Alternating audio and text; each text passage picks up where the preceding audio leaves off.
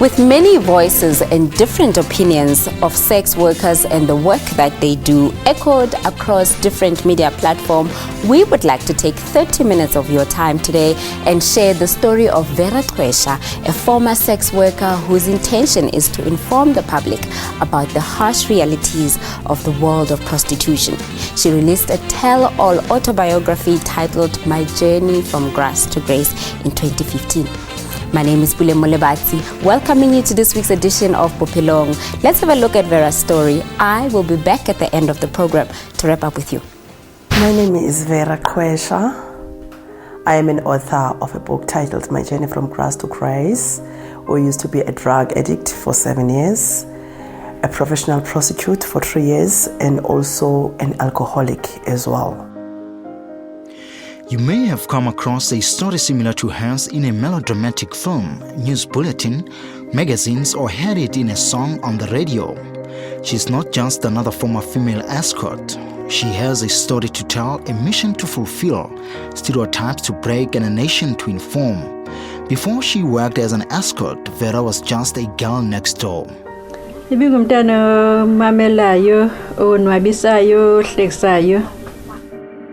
The two generations of women in her family passed down to her valuable lessons that they lived by.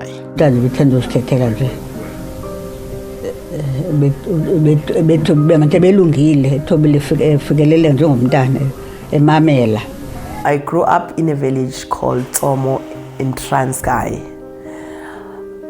with my great-grandparents. My mom, she was staying in PE, working as a domestic worker. So I used to look after my grandfather's flocks, going to the rivers to fetch water, going to the forest to fetch woods, all those things. So I grew up, I became actually very independent at a very tender age because I knew that after 3 a.m. prayer, I have to be up and we have to set the fire, to put on water outside, you know. And you must be going to the river, walking to the river. You must make sure that you will take the sheep and the cattle to the mountain before going to school. So I used to do all those chores before going to school in the morning, and you still have to walk for long distances going to school, you know. So even to come back from school, you know that you just eat, go and collect the woods, fetch water. Those were my chores every day. And I remember growing up as a young girl, I used to have these visions, goals, and ambitions that one day I will go to the urban areas. You know, when people are coming during December time from urban areas and they will be like telling you about the life of the city, the lights and everything, you will keep on fantasizing. You will be like thinking and dreaming, wow, one day I'll be there.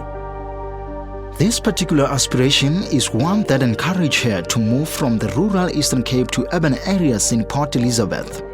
There she met friends who lived a different lifestyle compared to hers. When I arrived in PE, going to my high school, you know, the kind of kids that I met, most of them were coming from rich families. And there was something that my grandmother used to ask me, Vera, I do not understand what are these rich kids doing with you, you know? They couldn't mind to ask their parents to drop them in my mother's shack. You know, they will come over the weekends and we used to study together, and I had brains. You know, I was always in the first 5 at school.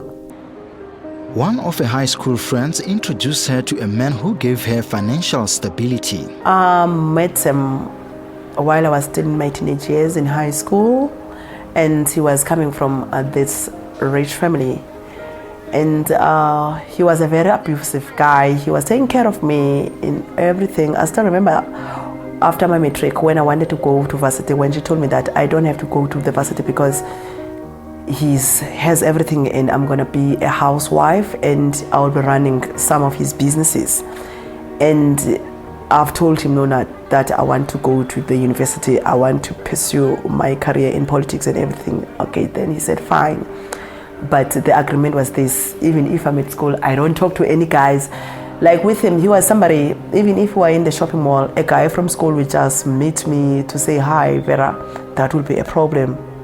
And I was with him for a period of 13 years, and that was like my life every day. When we are going to places, sometimes we'll be going to the events, and they will start fighting with people, like with guys who will be greeting me, and sometimes will just hit me in front of everybody.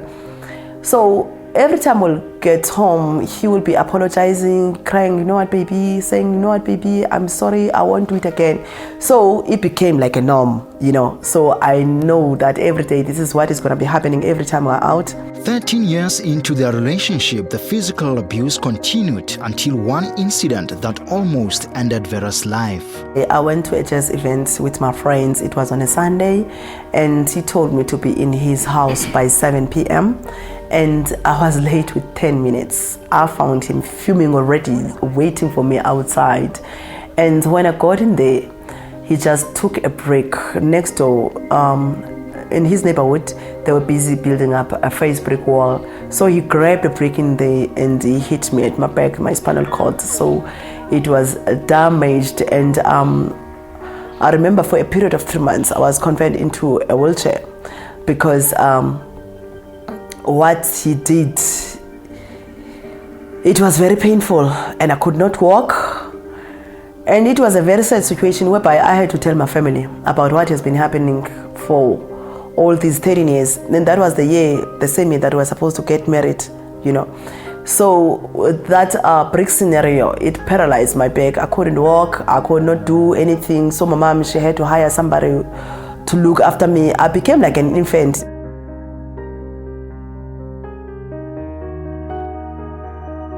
Belongings and returned home to her mother's house, who nursed her back to health.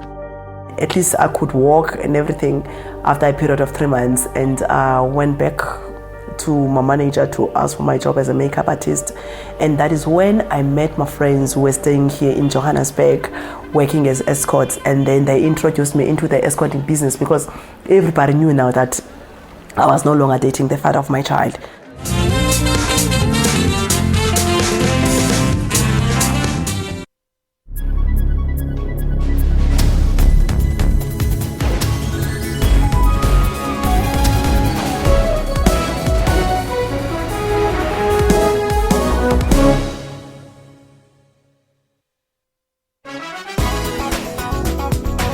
Trends follows fashion designers, cultural and lifestyle issues when and as they happen. I'm always excited to see what the new fresh talent is bringing along. I'm always excited to see the direction that the designers are going in. We celebrate the brilliant works of playwright in Mpumalanga. When everybody else talk about their own challenges, some talk about maybe the whaling that happens around Japan and other areas, I can be able to say, look, we have been confronted with the problem whereby our rhino population is going down. We never miss previews of movies locally and abroad just to keep you informed. So I'm a partner. Welcome to the big boys. Join Refulo Mula for that 1 hour weekly dose of arts and entertainment news every Friday at 9 p.m. on Trends.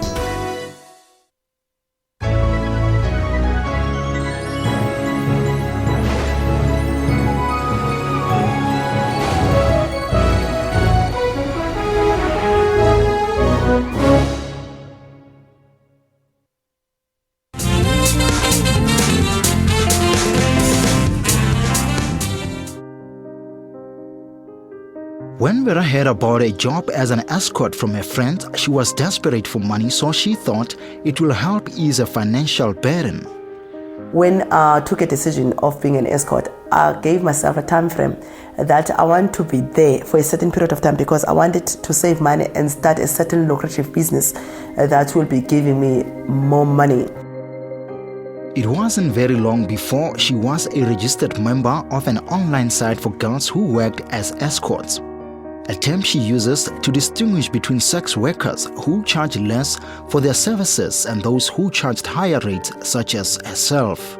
As an escort, I used to work as a professional prostitute, not the girls who are standing on the streets. We used to advertise on the internet, on the escorting line on the internet.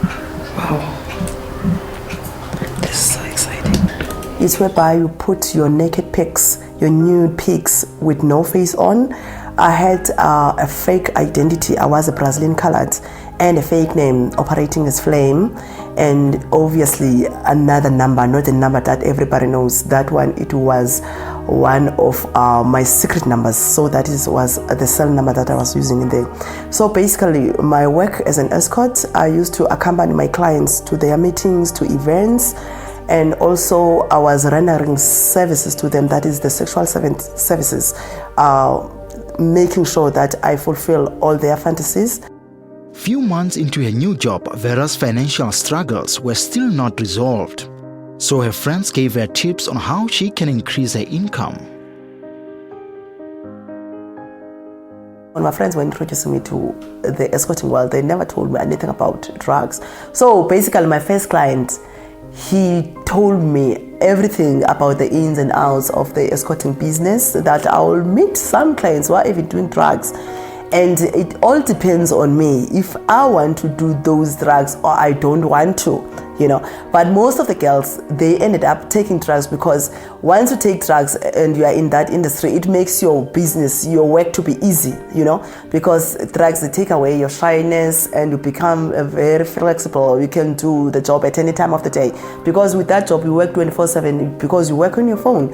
Even if the client will call you at 3 a.m. that I want to see you, you just wake up, you take your line of coke and shower, your makeup and everything, you are set for the business. For her to maintain her clientele, she had to keep up a certain image. When I was Flame in those days, I was very, very wild. I looked like a very wild cat, actually. Let me just put it that way, because I had long nails, heavy makeup, the kind of clothes that I used to wear, you know, the jewelry, the handbags, perfumes, everything that I used to do then. It was something that I never thought of, I never dreamed of, you know. There are girls, when you watch some certain channels on TV, whereby you will be looking at them and you will be saying to yourself, no, there's no way that I can be like this. But because of the kind of work that I used to do, I had to be extraordinary. I had to work hard in order for me to earn the kind of money that I wanted. If I'm wearing any kind of shirt, let's say I'm wearing a polo shirt, it has to be tight. My cleavage, I have to reveal it a lot so that it can attract the opposite sex. The makeup that I used to wear, very heavy makeup. My cleansers, my foundation, my lipsticks and everything. So I have to be heavy on my makeup. The world of prostitution takes place behind closed doors regardless of time and location. Those who take part in it are people who look just like us, the people we interact with on a daily basis. Vera recalls the first time when she discovered this. Sometimes I will be shocked that, like, some of the people, I used to see them on TV, you know, so when they are coming to me, I will be shocked, you know. But the kind of work that I was doing, it's very confidential. In each and every client that you meet, it's like going to a doctor's appointment. The doctor cannot reveal to another patient that I just saw so and so and so and so, you know. So it's all about confidentiality. Like, the person will tell you when he comes to you, when he meets you, that you know that I am so and so person. So please promise me that no one will even know that I have visited you. You understand? So those are the kind of people that you used to meet. Like, some of them will even come with their bodyguards and everything, you know. So you have to tell him, you have to tell the person, you have to be sure that whatsoever that happens, it stays there in between the two of you. It does not come out. Business executives, accountants, lawyers, some members of the parliament, you know, just executives, people like some celebrities also, some doctors as well, you know. Those are the kind of people that I used to meet. And sometimes I would be shocked, but even if I'm shocked, I must not show my client that I'm shocked. I mustn't show him that. The only thing that I need to do is to assure him that the services that I will be rendering to him are between me and him. Vera also discovered that her services were needed in a place that she found to be quite uncomfortable to be part of. Some of my clients were club couples.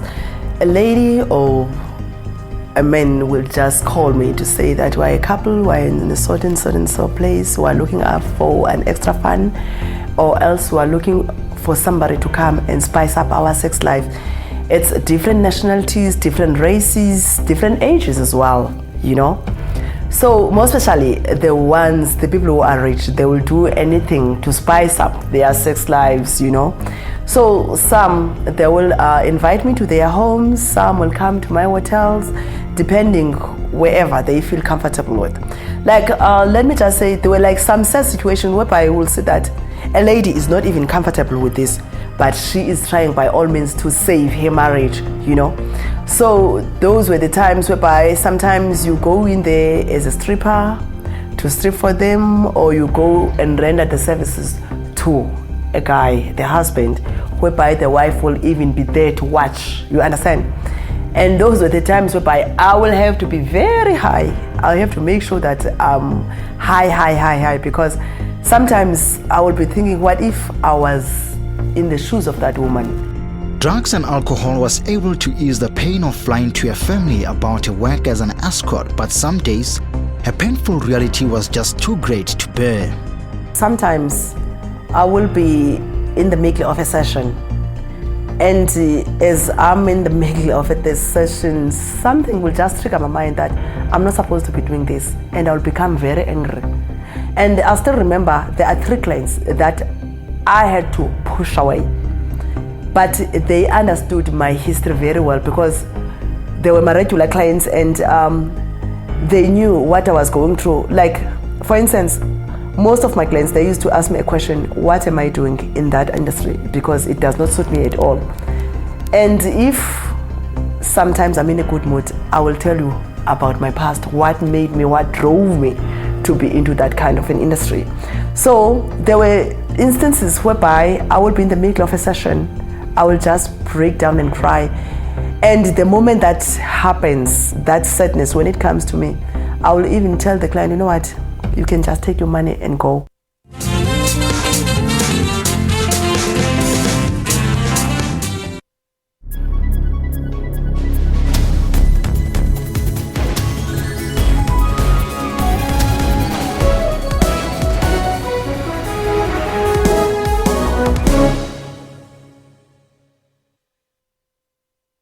Health Talk looks into incorrect lifestyles that lead to chronic diseases. It is extremely important to take care of our bodies to a long, healthy life. Incorrect eating and being inactive then leads to the person becoming overweight and obese. The kidney is one of the essential organs of our bodies. It keeps us healthy and extracts toxins from our blood. The kidney controls the blood pressure. Right. And if the blood pressure is not normal, then your heart is affected, all the blood vessels in your body is affected. Dialysis is the only solution to kidney failure. The support of the family is crucial. What made it possible for me is to accept that I've got kidney failure. Join your host, Dr. Sidla Mudawung, every Saturday from 9 to 10 a.m.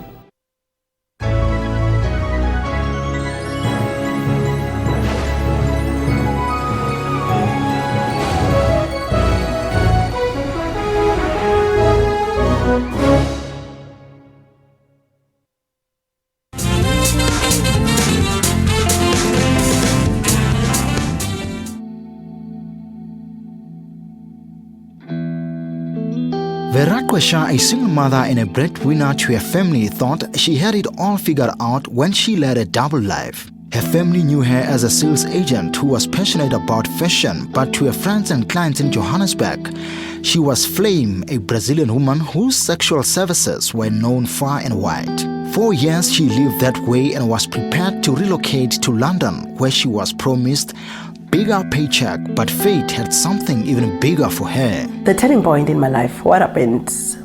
It was when I was still an escort, and I had a call from Russia in one of the escort agents. They were looking for a porn star. Actually, as I've told you before, that on the internet, there's a column whereby clients, they write their comments on about how you render your services to them. And so basically, with the way that my clients are describing me, they could see that I am fit enough to be a porn star, to act in a porn movie, you know. And I was offered like billions of dollars. I used to go to church, Jesus Dominion International, under Reverend Timo Motosho. So like my cousins, my aunts, they've introduced me to the church. So sometimes when I have time, when I feel like talking to God, I'll be going to church. So the pastor was very familiar with my face. So I remember I told my friends, then my family, that I've got a job now in London, so I'm leaving South Africa. So I've decided to throw a party, and it was on a Saturday. Sunday, I received a call from Reverend Timo Motosho himself. He was calling from Durban that he wants to see me in Durban, and I was excited because I knew that week I was traveling. So I was saying to myself, oh, finally God, I've got a blessing for my trip to London. So I took a flight from Johannesburg, flying down to Durban on a Monday morning. I found him in his office watching TV. He was watching news on Sky News. Basically, that weekend, they were showing like hotels whereby they found girls. It was like 5 hotels in London. They found girls being killed, mutilated, and their boobs being cut off. There was a serial killer who was killing prostitutes, actually. You know, the kind of work that I used to do, a client will call you that, come to my hotel, you know. So that's how that guy used to operate. He will invite you as a prostitute to his hotel. It's whereby he will spike your drink and kill you, you know. So I realized when I got into the Man of God's office, when I was watching the news, something told me that God has revealed to him already about the nature of work and the state of work that I'll be doing in London, you know. And a lot of things have happened to my colleagues in Johannesburg. My colleagues who were like the escort. Some of them will be killed, they were strangled, raped, being pushed in moving cars. You know, a lot of things have been happening, you know. So I said to myself at that moment, after the news, when he asked me a question, why are you selling your body? Do you want to die like that? I said to myself, you know what? That is it. I am quitting prostitution because it means if I have traveled to London that week, I was going to be a victim as well. Choosing to quit escort work proved to be difficult, but Vera found a mentor who was dedicated to working with her through the journey to recovery from drug abuse. In my closet, I used to pray that, Lord, if you can deliver me from these drugs, I promise you that I will serve you for the rest of my life. Because I used to go even to a psychologist to talk about this thing. It was eating me up. Sometimes I'll come to a point of even trying to commit suicide and everything, you know. So because of that, I knew that day it was my day of deliverance. I had to open up my heart and to say, Lord, today, I am gonna be delivered, because I know that I've been crying into my closet for 7 years with this drug problem. So what I did was to open up my heart, and the man of God prayed for me. After the prayer, I just took my SIM card, I broke it, because I said to myself, I don't want my friends to be calling me anymore. Those friends who are having a negative influence upon my life, and I'm breaking the relationship. I'm coming out of that relationship with my sugar daddy. Being sober from substance abuse, Vera had the courage to confront her past. The first step was to speak openly about it. I am the one who broke the news to my family. You know, that was the first step. And for them to cry out, and for them to also be able to interact with me and ask me, why did I never told them about what I was doing? To her surprise, her family embraced and welcomed her back into their lives. Samamkele sabe sivile lento uqala ayothuka ndingayazi ba kanti besenze izinto ndingayazi bephila ubomi abulela buthixo ke emsindisile nto watshintsha esenguye engekabi no right ngasebusweni engena scratch engena nix.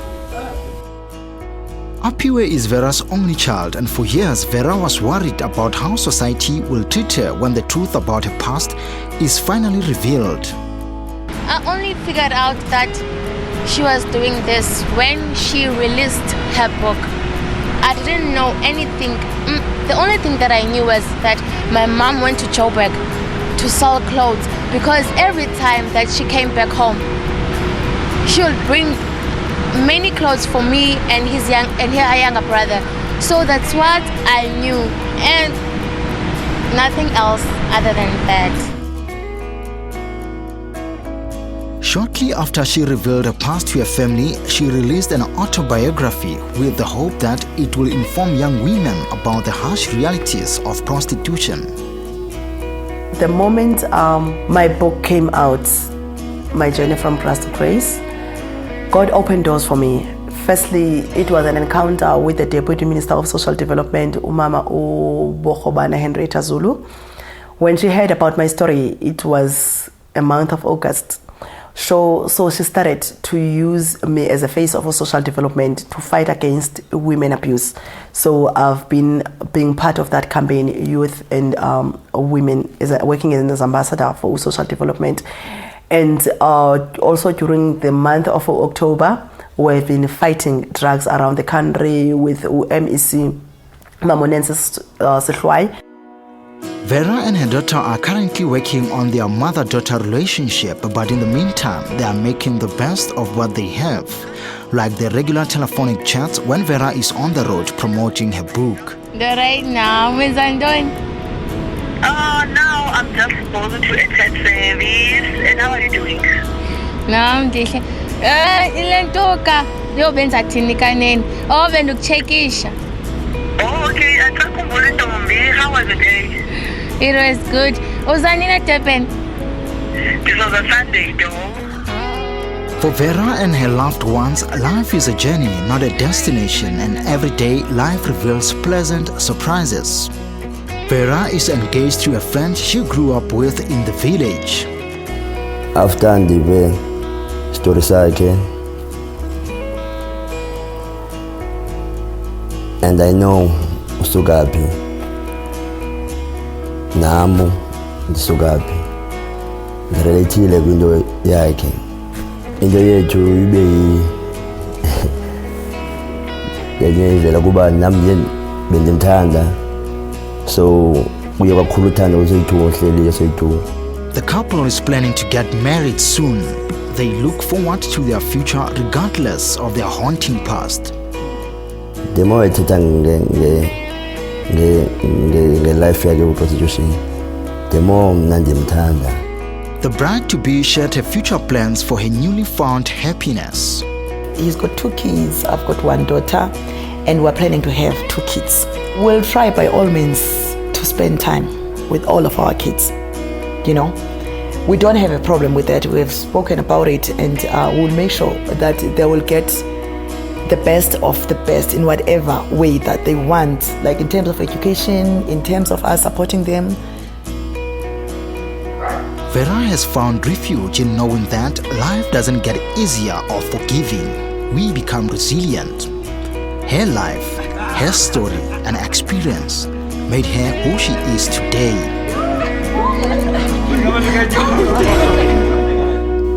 Would like to hear your thoughts on this one. Get in touch with us. Our contact details are at the bottom of your screen. Would like to thank Vera for sharing her story with us and for you at home for watching. Until next week, it's a goodbye from us here on the show.